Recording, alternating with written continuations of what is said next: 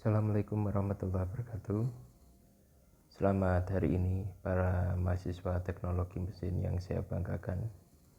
Semoga senantiasa dalam keadaan sehat selalu dan selalu bersemangat ya di tengah kondisi pandemi ini.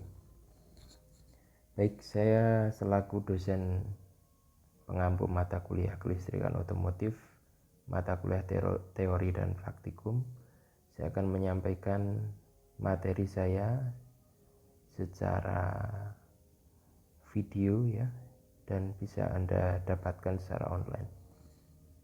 Materi kali ini bentuknya adalah part per part yang bentuknya berurutan ya. Ini adalah materi saya yang pertama, yaitu dasar dari kelistrikan otomotif tersebut. Baik, kita mulai dari bagian-bagiannya ya. Kelistrikan otomotif terbagi menjadi 3 bagian utama ya, sebelum kita berbicara lebih jauh dan mendetail ya. Kelistrikan otomotif tersebut yang pertama adalah kelistrikan engine atau kelistrikan mesin. Hal ini digunakan oleh mesin pembakaran dalam tipe Otto ya, motor bakar Otto, karena dia membutuhkan listrik tegangan tinggi untuk menyalakan atau sistem penyalaan dalam ruang bakarnya. Baik, seperti itu rangkaiannya. Di situ ada distributor, kemudian ada coil di situ yang fungsinya adalah membangkitkan tegangan tinggi. Kalau distributor adalah membagi tegangan tinggi tersebut. Baik, selanjutnya kelistrikan otomotif yang kedua setelah kelistrikan engine, kelistrikan pengapian, adalah sistem kelistrikan bodi ya. Sistem kelistrikan bodi yakni sistem yang mengatur kinerja komponen-komponen seperti penerangan, lampu-lampu seperti itu ya, dan lain sebagainya. Baik itu di situ ada juga power window, ada juga retract, ada juga spion yang bisa mengatur sudutnya. Kemudian ada sunroof juga, kalau kendaraannya ada sunroof. Ada lampu hazard, mungkin wiper, itu juga dia masuk ke dalam kelistrikan bodi ya. Kemudian yang ketiga ya, ini adalah sistem kelistrikan aksesoris. Semakin maju teknologi dari otomotif ya, maka titik berat dari kemutahiran teknologi tersebut adalah pada sistem kelistrikan aksesoris. Kalau kita jumpai mobil-mobil zaman dulu ya, maksimal dia hanya membutuhkan audio saja ya. Kelistrikannya untuk aksesoris kemungkinan audio. Bahkan kendaraan zaman dulu pun mungkin juga belum ada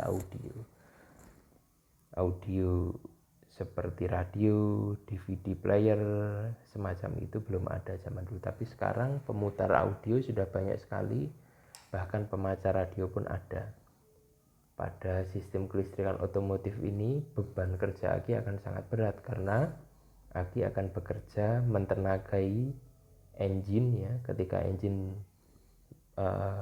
running atau melakukan pembakaran, maka beban kelistrikan juga diterima oleh aki atau baterai, tetapi baterai juga menanggung beban dari kelistrikan aksesoris yang kita nyalakan di dalam mobil kita. Sehingga kendaraan zaman sekarang itu membutuhkan baterai atau aki yang ampernya besar. Kalau voltnya sama ya, 12 volt, tetapi ampere yang besar. Ampere yang besar itu menandakan bahwa kemampuan dari baterai, kemampuan isi dari baterai itu lebih besar. Semakin besar ampernya, maka semakin tahan lama baterai tersebut. Seperti itu maksudnya. Kemudian ada lagi di kelistrikan aksesoris yang terbaru. Kalau mobil-mobil mewah itu semakin kesini itu kendaraan itu semakin membuat pengendaranya malas ya. Kelistrikan yang terbaru, kelistrikan aksesoris, yaitu jok pengemudi itu dia bisa diatur secara elektrik ya. Nah ini juga beban dari kelistrikan aksesoris, sehingga kita nggak pakai tuas-tuas lagi, kita hanya pencet-pencet tombol, maka jok tempat kita duduk itu bisa kita atur, rebahnya, ketinggiannya bisa kita atur, semacam itu ya di zaman yang modern ini. Baik, kita dasari dari 3 hal tadi ya. Kelistrikan engine itu yang utama, yang vital, yaitu kelistrikan pembangkitan tegangan tinggi.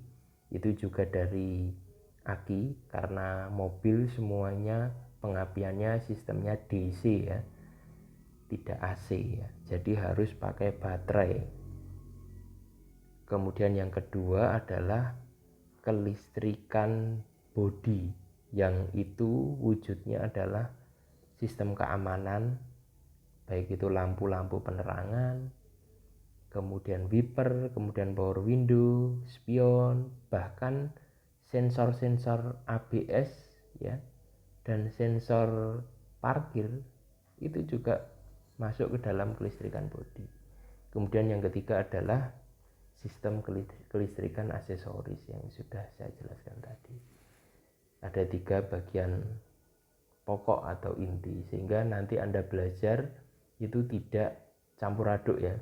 Jadi Anda harus pisahkan, oh ternyata cara memperlakukan kelistrikan engine itu seperti ini, oh cara memperlakukan sistem kelistrikan bodi itu seperti ini, kemudian cara memperlakukan sistem kelistrikan aksesoris seperti ini, kemudian cara menservis, cara mendiagnosa dari ketiga sistem kelistrikan itu berbeda, sehingga Anda butuh mengkategorikannya, menggolongkan dari ketiga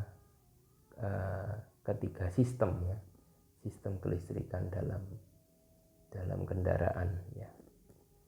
Baik, terima kasih untuk part 1 saya akhiri. Semoga waktu Anda bermanfaat dan ilmu Anda bermanfaat. Amin. Wassalamualaikum warahmatullahi wabarakatuh.